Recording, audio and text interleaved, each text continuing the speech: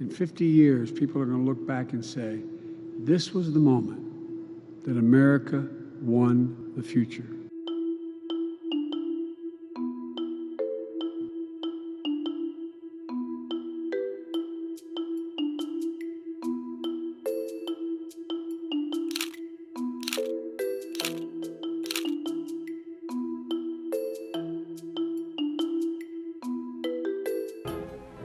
Never in all history has any people builded on a scale so colossal.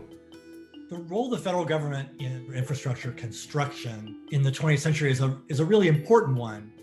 There are a couple of key moments when the federal government intervenes in that process in a major way.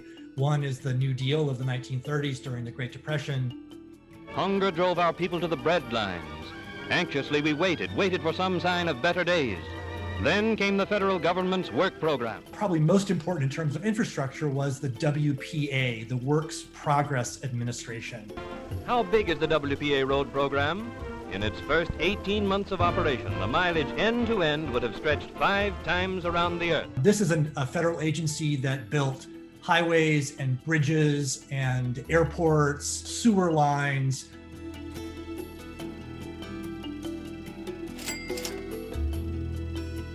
The WPA played an incredibly important role in laying infrastructure for what would become a period after World War II of extraordinary economic growth in the United States. You could argue that the most important federal investment in infrastructure in American history was the Federal Highway Act of 1956. The most talked about phase of the act is the interstate highway system, a 41,000-mile network of our most important roads. They will take the over-the-road driver from city to city, coast to coast, at highway speed. This represented an effort by the federal government to completely, in a way, remap the way that car travel worked in the United States.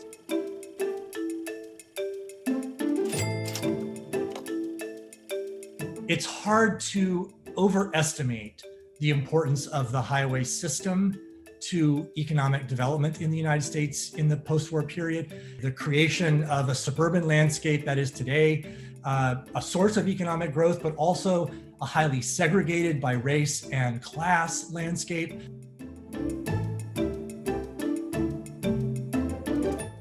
It's a once-in-a-generation investment in America. If we fast forward to President Biden's nearly $2 trillion infrastructure plan today, it's not as large relative to the economy as the New Deal spending was.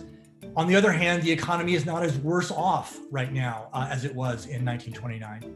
I think that there is very much in this proposal a kind of hearkening back to an idea that the national government can play a central role in the construction of national infrastructure.